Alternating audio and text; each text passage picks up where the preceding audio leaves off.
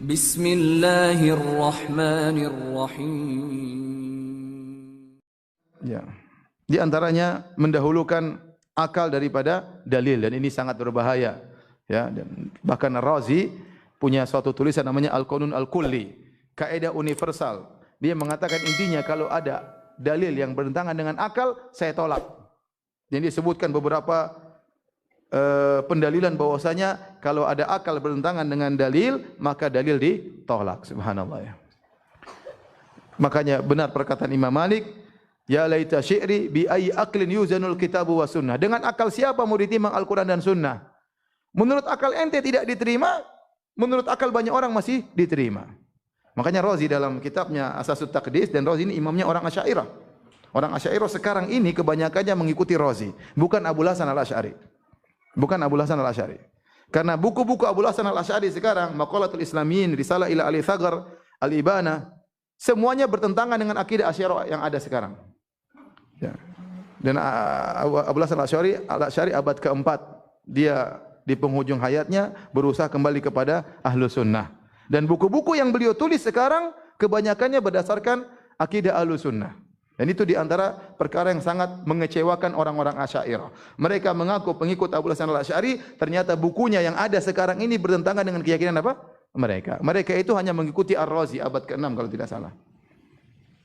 Nah, Ar-Razi ini dalam Asasut Taqdis dia menolak tentang istiwa alal arsh dengan otak beliau. Beliau mengatakan akal beliau, seandainya Allah di atas arsh, berarti Allah lebih kecil daripada arsh, berarti karena yang di atas lebih kecil daripada di bawah, dan berarti Allah butuh kepada arsh karena yang di atas butuh kepada yang di bawah. Kalau begitu tidak boleh kita mengartikan Allah di atas arsh dengan akal dia, kita tolak ayat ini, kita rubah ayatnya dengan makna Allah menguasai apa? Arsh. Ini contoh, dia terapkan kaidah dia. Semua dalil yang bertentangan dengan akal harus ditolak. Di antara penolakannya dengan apa? Takwil. Maka dibantah sangat mudah ya. Kita bilang tidak semua yang di atas lebih kecil daripada yang di bawah. Buktinya langit lebih tinggi daripada apa? Bumi. Dan langit lebih besar daripada bumi. Tidak berarti yang di bawah menaungi yang di atas. Bukankah bumi tidak menaungi langit? Bahkan bumi dalam apa? Langit. Tidak semua yang di atas butuh kepada yang di bawah. Bukankah langit tidak butuh kepada bumi? Ya. Rafa'as samaa bi ghairi amadin tarawunaha. Allah mengangkat langit tanpa ada tiang yang menyanggahnya dari bumi, enggak ada. Kalau langit dan bumi saja, langit di atas ternyata langit lebih besar daripada bumi, langit tidak butuh kepada bumi, langit yang di atas mengayomi yang di bawah, itu antara makhluk dengan makhluk, apalagi antara Allah dengan makhluk. Allah di atas arsy bukan berarti Allah lebih kecil daripada arsy. Ini maksud saya, contoh, dia pakai akal dia, menurut akal dia mungkin yang terhebat. Menurut dia tidak masuk akal, menurut banyak orang masih masuk akal. Nah, kalau kita menjadikan syariat harus ditimbang dengan akal, akal siapa yang menjadi patokan?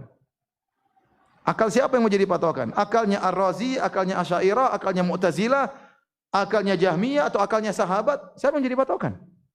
Makanya benar kata Imam Malik, bi ayyi aqlin yuzanul kitabu was sunnah. Dengan akal siapa kita menimbang Al-Qur'an dan Sunnah? Kalau kita caranya menimbang agama dengan akal, kita akan berpindah-pindah agama kita. Ketemu orang lebih pintar berakal, kita pindah lagi akidah kita, berubah-ubah. Oleh karena di antara cara mereka menolak metode mereka adalah dengan mendahulukan akal daripada dalil, dan ini metode yang sangat berbahaya. Makanya Ibnu Taimiyah menulis buku judulnya Daru Ta'arudil Aql wan Naql, dicetak sekarang kalau tidak salah 9 jilid untuk membantah Razi ini. Razi ini tulis cuma 2 lembar kalau enggak salah. Dibantah 9 jilid.